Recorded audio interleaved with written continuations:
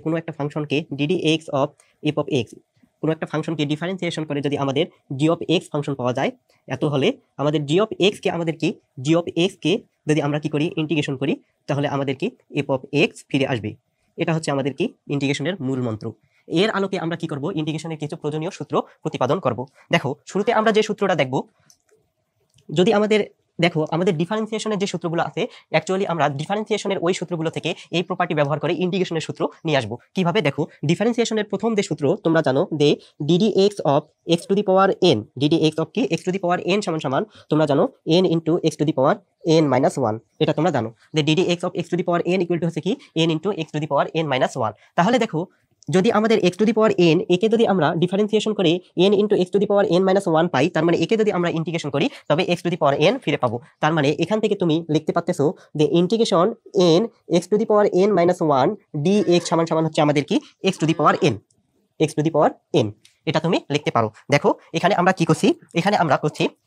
এই যে এখানে যে আমরা ফাংশনটা পাচ্ছি ডিফারেন্সিয়েশন করার পর, দেখো এই অংশকে আমরা ডিফারেন্সিয়েশন করার পর এই অংশ পাচ্ছি, তাহলে দেখো এই অংশকে যদি আমরা কি করি ইন্টিগ্রেশন করি, তাহলে আমাদের কি x to the power N কি হবে ফিরে আসবে। এই জিনিসটাই আমরা এখানে লিখছি। এখন দেখো এখানে আমাদের এনটা হচ্ছে কি একটা ধ্রুবপদ, তাহলে দেখো আমরা জানি ইন্টিগ্রেশনের প্রপার্টি হচ্ছে ইন্টিগ্রেশনের ভিতর ধ্রুবপদ থাকলে সেটা আমাদের বাইরে চলে আসে। তার মানে এটাকে বাইরে নিয়ে আসি, বাইরে নিয়ে আসলে integration x to the power n minus one D x equal to আমরা পাচ্ছি কি x to the power N, এটা পাচ্ছি। এখন দেখো এখান থেকে আমরা কি পাচ্ছি, এখান থেকে আমরা পাচ্ছি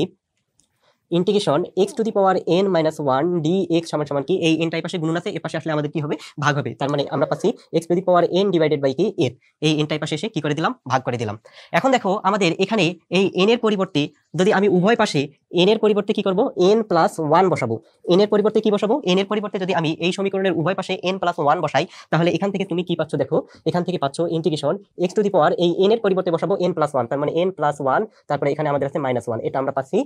ডি এক্স সমান সমান এক্স এর পরিবর্তে এন এর পরিবর্তে বসাবো এন প্লাস ওয়ান, তার মানে x to the power n plus one divided by কি এন প্লাস ওয়ান, এটা আমরা পাচ্ছি। এখন দেখো এখান থেকে তুমি কি পাচ্ছ, এখান থেকে পাচ্ছ এখানে আমাদের প্লাস ওয়ান, এটা হচ্ছে কি মাইনাস ওয়ান, তার মানে এখান থেকে আমরা পাচ্ছি integration x to the power n d x, x to the power n d x সমান সমান কি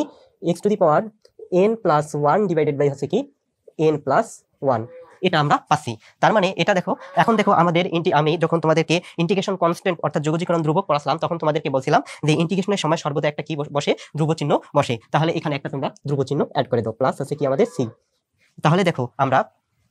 ডিফারেন্সিয়েশনের আমাদের যে মূল সূত্র আছে যে d d x of x to the power n equal two N into x to the power n minus one, এখান থেকে আমরা ইন্টিগ্রেশনের একটা সূত্র পাইলাম কি x to the power n d x সমান সমান আছে কি x to the power n plus one divided by কি এন প্লাস ওয়ান প্লাস আছে কি সি।